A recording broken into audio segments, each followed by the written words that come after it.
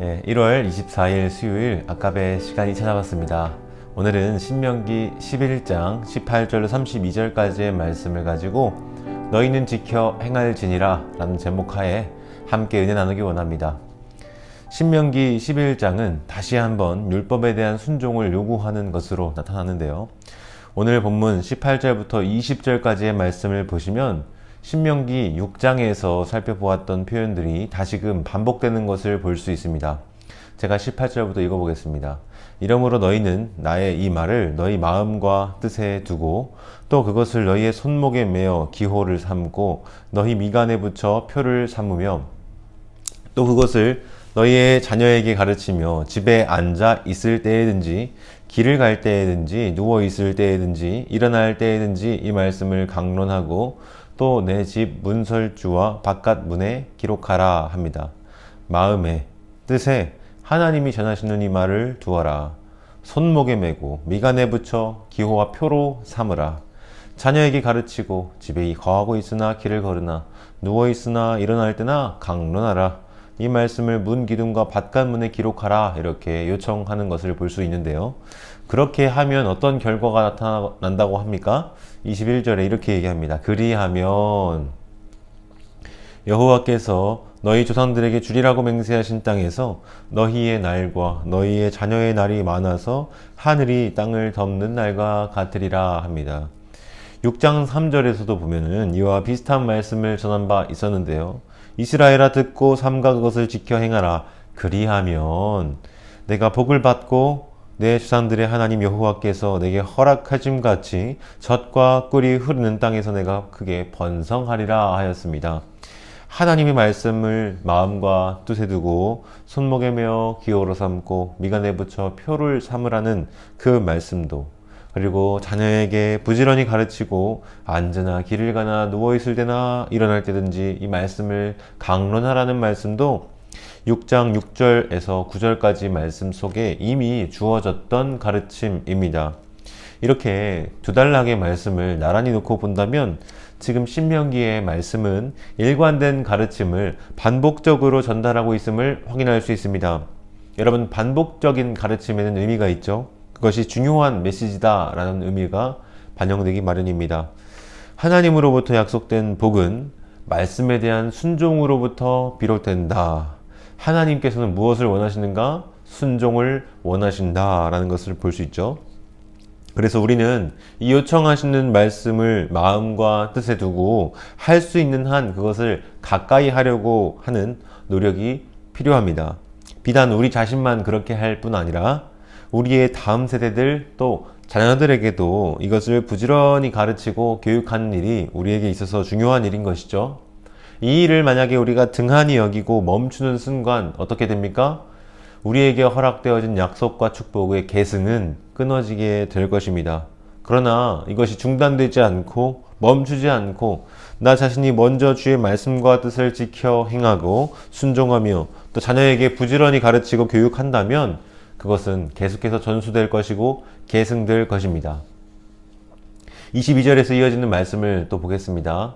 너희가 만일 내가 너희에게 명하는 이 모든 명령을 잘 지켜 행하여 너희의 하나님 여호와를 사랑하고 그의 모든 도를 택하여 행하여 그에게 의지하면 23절 여호와께서 그 모든 나라 백성을 너희 앞에서 다 쫓아내실 것이라. 너희가 너희보다 강대한 나라들을 차지할 것인즉 24절 너희의 발바닥으로 밟는 곳은 다 너희의 소유가 되리니 너희의 경계는 곧 광야에서부터 레바논까지와 유브라데 강에서부터 서해까지라. 여러분, 여기에 보면 주목할 만한 표현이 22절에 등장하죠. 너희가 이 모든 명령을 잘 지켜 행하여 여호와를 사랑하고 그의 모든 도를 행하여 그에게 의지하면 이라고 합니다. 여기서 우리는 무엇을 발견할 수 있는가? 여러분, 명령을 잘 지켜 행하는 것과 하나님을 사랑하는 것, 그의 모든 도를 행하는 것과 그를 의지하는 것, 이 모든 것이 서로 다르지 않다라는 점을 발견할 수 있습니다. 다시 말하면 명령을 준행하는 것이 곧 하나님을 사랑하는 방법이고 그의 모든 도를 행하는 것과 그를 의지하는 것이 다르지 않다는 사실을 이 말씀 속에서 발견할 수 있는 것이죠. 사랑하는 성도 여러분, 여러분은 하나님을 진정으로 사랑하고 계십니까? 그렇다면 우리의 삶에는 그의 모든 명령을 잘 지켜 행하는 일이 나타날 줄 믿습니다. 정말 여러분들 하나님을 삶 속에서 의지하며 살아가고 계십니까? 그렇다면 우리는 우리의 삶 속에서 그분의 모든 도를 행하기 위해서 애를 쓰고 있을 것이다 라는 말이죠. 하나님을 사랑함과 하나님을 의지함, 이것은 하나님의 말씀과 명령에 대한 태도와 연결되어 있다는 사실을 기억하실 수 있기를 바랍니다. 만일 우리가 그렇게 하기만 한다면 어떻게 된다고 말합니까?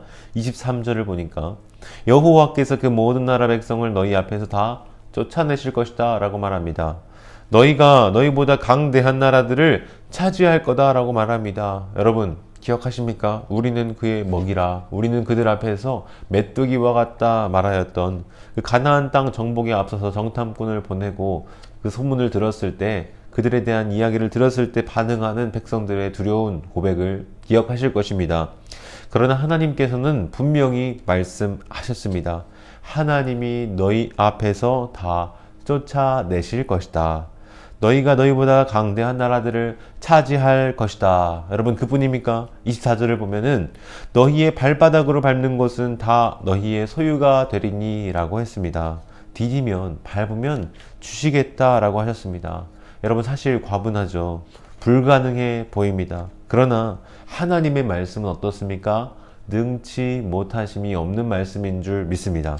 우리는 믿음의 반응으로 순종하며 나아가야 하는 것이죠. 우리 앞에 당면한 문제와 과업들은 늘 우리 자신의 힘과 능력보다 커 보입니다. 우리의 한계를 넘어선 일처럼 보이기 때문인데요. 그러나 하나님께서는 말씀하십니다. 그러한 것들을 하나님께서 능히 감당할 힘과 능력을 주시겠다라고 말이죠. 다 쫓아낼 것이고 비록 강대한 나라들일지라도 차지하게 하실 거다라고 말씀하셨습니다. 이것은 누구의 힘과 능력으로 이루어지는 일입니까? 나 자신입니까? 하나님입니까? 하나님인 것이죠.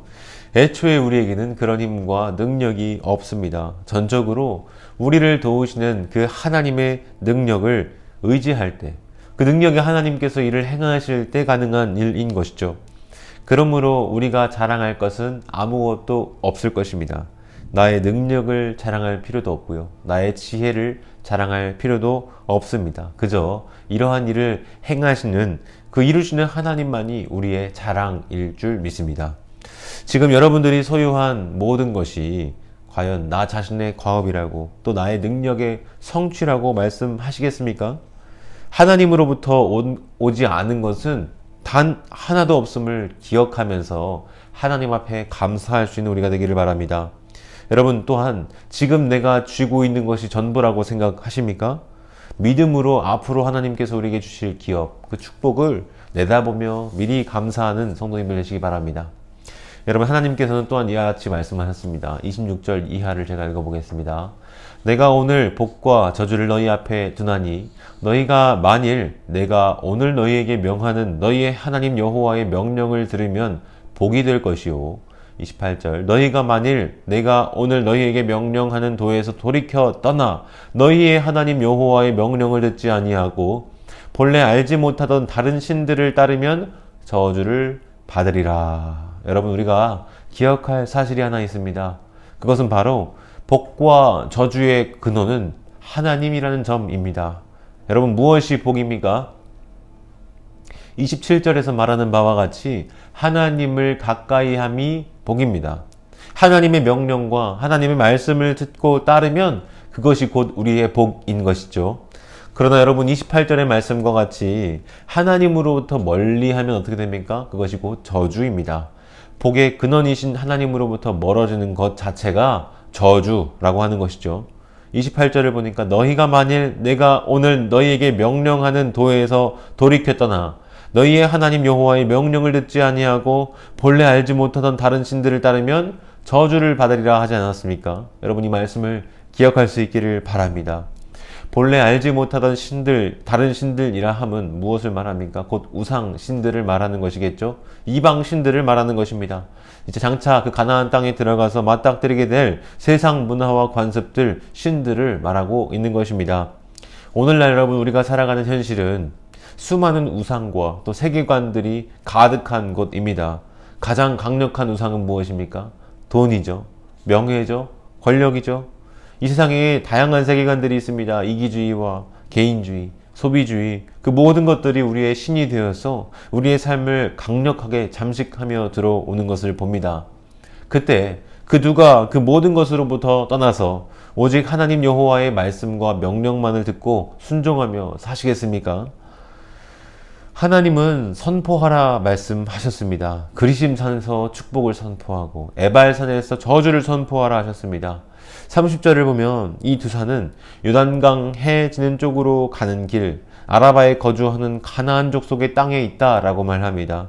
실제로 여호수아는 이 모세의 말씀을 기억하므로 그 가나안 땅에 들어갔을 때 그곳에서 제단을 쌓고 율법을 돌에 기록하고 그리심산과 에발산에서 각각 축복과 저주의 율법을 선포했습니다. 어떤 이유로 그렇게 했습니까? 다시금 백성들로 하여금 그 말씀을 상기하도록 하기 위해서였던 것이죠. 사랑하는 성도 여러분, 오늘 우리가 함께 나눈 이 말씀도 마찬가지입니다. 축복과 저주의 말씀이 함께 선포됩니다. 32절 말씀에 이렇게 마치는 것을 보는데요. 내가 오늘 너희 앞에 베푸는 모든 규례와 법도를 너희는 지켜 행할지니라. 이 모든 규례와 법도를 지켜 행하면 무엇을 받습니까? 축복을 받습니다. 그렇지 않으면 무엇을 받습니까? 저주를 받습니다. 오늘 여러분 앞에 주어진 이 말씀을 순종으로 받아들이며 반응할 것이냐, 불순종으로 반응할 것이냐에 따라서 복과 저주가 갈리게 될 것입니다. 바라기는 하나님의 말씀 앞에 순종함으로 하나님을 사랑하고 의지하는 그 마음과 뜻을 여러분들의 삶 속에서 나타내며 복을 누리는 모든 성도님들이 다 되시기를 바랍니다. 기도하겠습니다. 사랑과 은혜가 풍성하신 하나님 아버지, 다시금 이 말씀을 우리 앞에 두심으로 축복과 저주가 어디로부터 오는지를 상기하게 허락하시니 감사를 드립니다. 하나님 아버지, 너희는 지켜 행할지니라 요청하는 이 말씀 앞에 믿음으로 반응하는 우리 모두가 되게 하여 주시옵소서. 그래서 오늘 이 하루도 주님을 사랑하고 의지하는 모습을 말씀에 대한 순종으로 드러낼 수 있는 우리 모든 성도님들 되게 하시고 그 삶 속에 주님 축복하시고 은혜 베풀어 주시옵소서. 의지합니다. 예수님의 이름으로 기도합니다. 아멘. 네, 오늘도 말씀과 더불어 순종하며 살아가는 성도님들 다 되시기 바랍니다.